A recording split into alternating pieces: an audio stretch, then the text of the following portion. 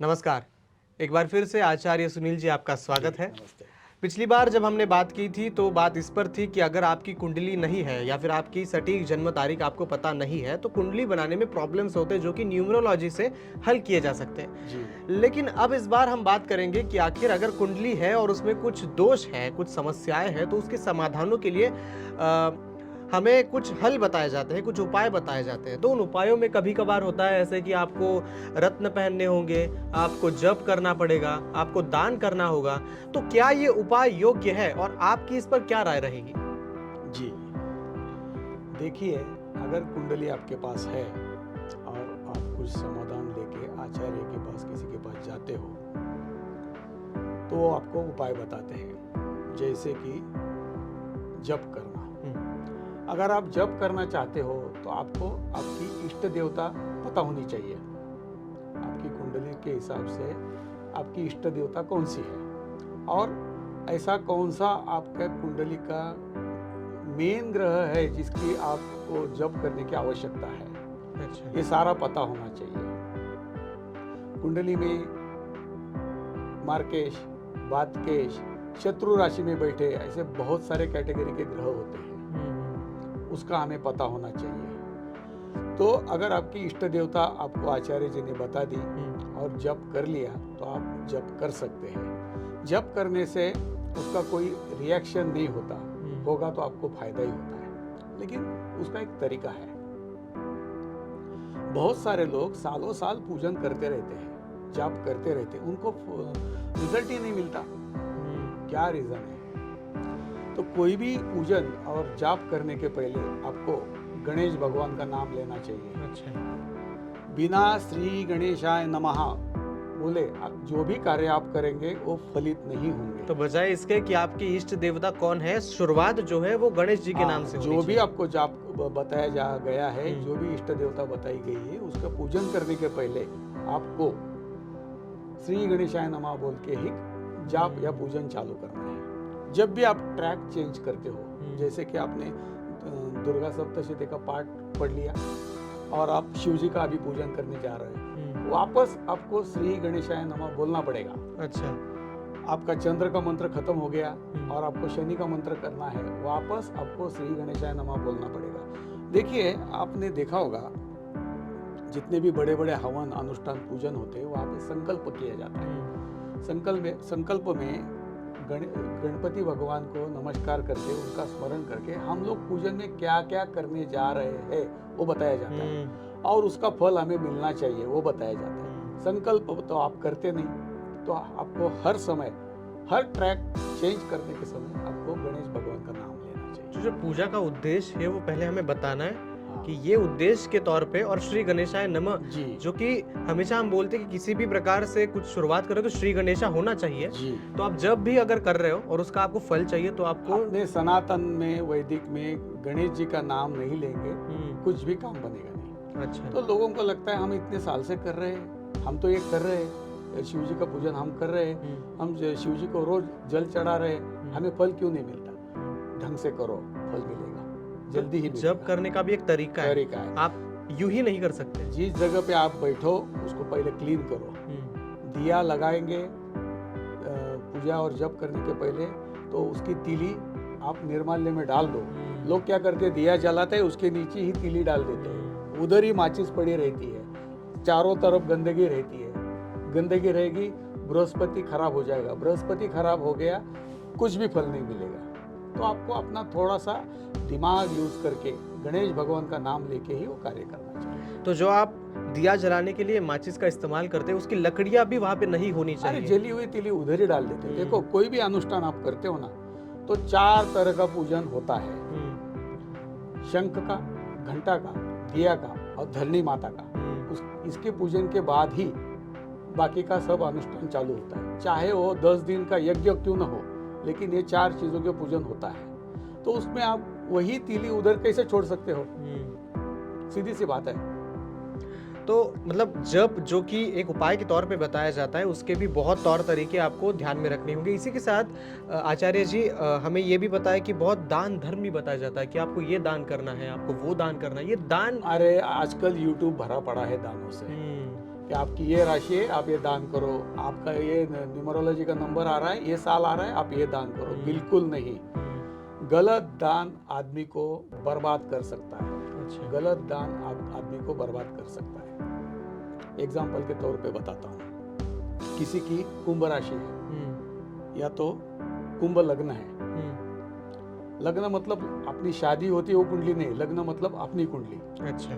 और दो प्रकार की कुंडलियां होती है, चंद्र कुंडली अलग, लग्न कुंडली अलग, नवांश अलग, षोडश वर्गीय अलग, अलग अलग कुंडलियां होती है। तो उसमें लग्न कुंडली में अगर शनि आपका मकर लग्न है, उसका मालिक शनि है, और आपने YouTube पे देख के आपको 7.5 चल रही है, जाके तेल दान कर लो, बड़े दान कर लो, गरीबों को पैसा बांट के आओ, ऐसा कुछ किया, आप बर्बाद हो जाएंगे। लग्न मतलब आप खुद है, आप खुद को वीक नहीं कर सकते।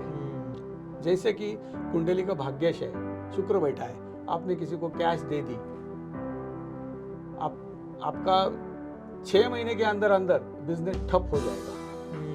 तो दान भी करना है तो सोच समझ के आचार्य से सलाह मशवरा लेके ही करना। इसी पर एक बहुत इंपॉर्टेंट मुझे याद आ रहा है, आजकल हम रील्स में देखते हैं कि बहुत से लोग जो फुटपाथ पर बैठे हुए लोगों को लगातार दान देते हैं, उसके वीडियोस बना रहे हैं, और कभी कभार पैसा दे देते हैं, कभी कभार उनको अनाज दे दे, खाने का कुछ दे देते हैं। ये सही है क्या?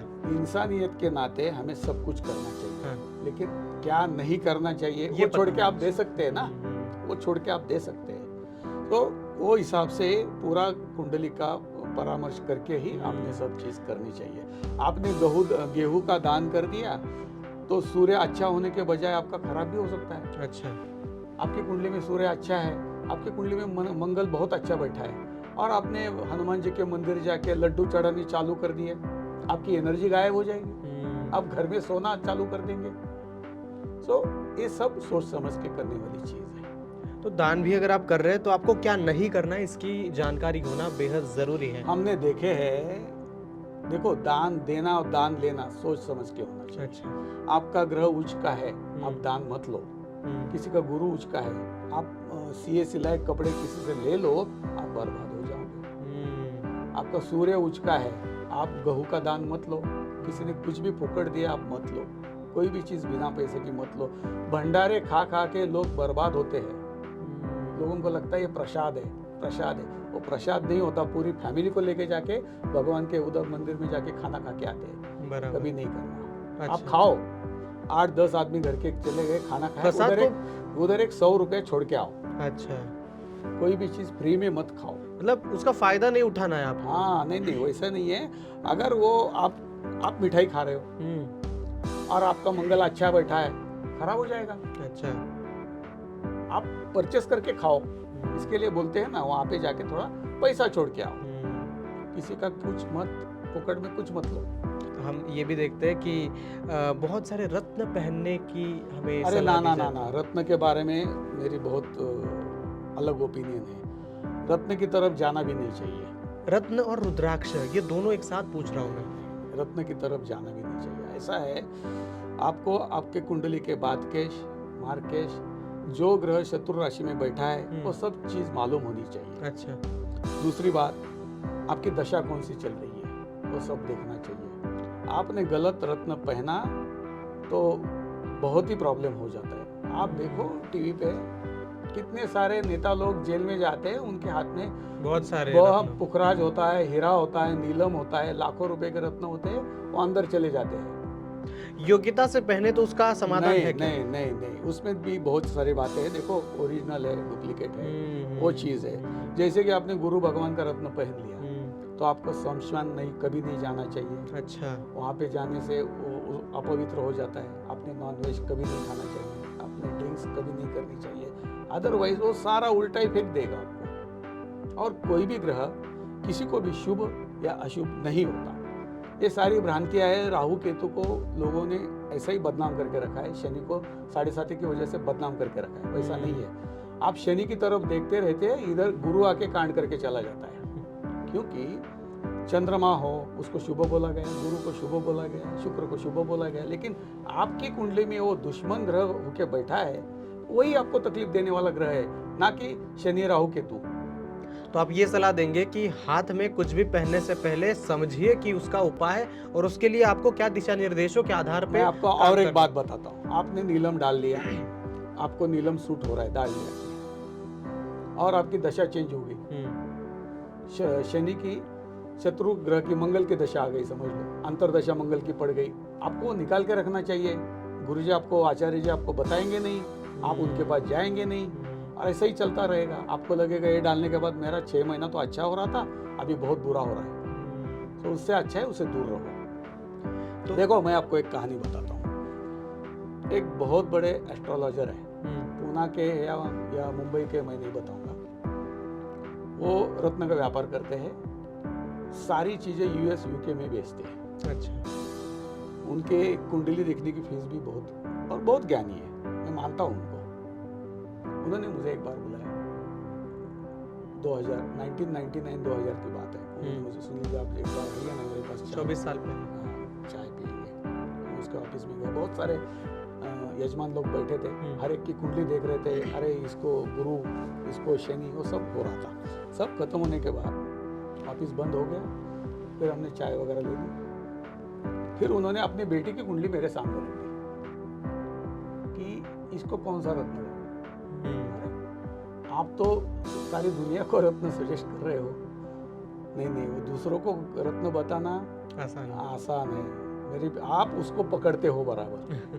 आप ही बोलो मैं क्या, और मैंने जो रत्न बोला वो अभी तक उसके उंगली में है। तो सोच समझ के डालना मांगता है, उनको समझ में आ रहा है, और उसका सोल्यूशन आज भी सक्सेसफुल चल रहा है। अच्छा, चल रहा है। इसका मतलब है कि आप ये कहना चाहते हैं कि नहीं, षोडश वर्गीय कुंडलियां होती है। होता क्या है कि आपने क्या बोलते हैं ना, खुद की तरक्की के लिए एक रत्न डाल लिया, लेकिन वही रत्न आपके पिताजी को कैसा रहेगा, माताजी को कैसा रहेगा, आपकी अगर सिस्टर है, सिस्टर को कैसा रहेगा, आप शादीशुदा हो तो वाइफ को कैसा रहेगा, क्या उसको तो तकलीफ नहीं होगी मेरे रत्न डालने से। वो सारी चीज समझनी चाहिए। अच्छा, तो ये अपने आप के लिए नहीं, लेकिन आसपास के लोगों को भी लागू होता है। आपने वो रत्न डाल लिया, आपका बिजनेस दिन दुगना रात चौगुना बढ़ रहा है, और पिताजी बीमार हो गए, चलेगा आपको? ये सब इसलिए मैं सलाह देता हूँ, रत्न की तरफ मत जाओ। जब करो, ध्यान करो, उसका एक सही टाइम रखो। आज 8 बजे किया, कल भी 8 बजे करने का कोशिश करो, आपको जरूर फायदा होगा। और सर, रुद्राक्ष के बारे में आप क्या कहेंगे? रुद्राक्ष में सेम बात है। देखो, रुद्राक्ष में भी ओरिजिनल और डुप्लीकेट दोनों चीज है। समझ लो आपने ओरिजिनल लेके भी आए, आपने हमेशा चैनल में देखते रहेंगे, रुद्राक्ष जो है साधु संत लोग पहनते हैं, और बहुत मात्रा में माला बहुत मात्रा में पहनते हैं। रुद्राक्ष शिव जी का प्रतीक है। शिव जी स्मशान देवता है। अच्छा। क्या आप शिव जी के पास, स्मशान देवता के पास रुद्राक्ष पहन के मेरा बिजनेस की तरक्की हो, मुझे अच्छी पत्नी मिले, मुझे 2 बच्चे हो, ये मांग सकते हो? रुद्राक्ष है आध्यात्मिकता का प्रतीक। अच्छा। आप अध्यात्म से जुड़े हो तो रुद्राक्ष चलेगा। आप भौतिक में जी रहे हो, संसार में हो, व्यापार में हो, तो रुद्राक्ष अवॉइड करो। मतलब आपको जिंदगी की सारी वो सुख सुविधाएं छोड़ के अगर आपको अध्यात्म की ओर जाना है तो आप रुद्राक्ष जरूर पहन सकते हैं, लेकिन आपके पूरी जिंदगी आपने जी ली, आपकी 50 साल की उम्र है, बहुत पैसा है, कुछ काम धंधा करने की जरूरत नहीं, मन को शांति चाहिए, जरूर रुद्राक्ष पहनो। आपकी उम्र 25 साल है, रुद्राक्ष मत पहनो, वो आपको अध्यात्म की तरफ लेके जाएगा और शादीशुदा जीवन बर्बाद हो जाएगा। तो जैसे आचार्य जी ने कहा कि अगर आपकी कुंडली में समस्याएं हैं और आपको दान करने की सलाह दी जाती है, तो सही प्रकार का दान, अपने ग्रहों को समझ के दान करना, आप और उनके हिसाब से तो रत्न पहनना बहुत रिस्की हो सकता है अगर आपको उसकी सटीकता पता नहीं है। तो इन तमाम सवालों के आचार्य जी ने बहुत सटीकता से जवाब दिए। आचार्य सुनील जी, बहुत बहुत धन्यवाद। जी धन्यवाद। Thank you.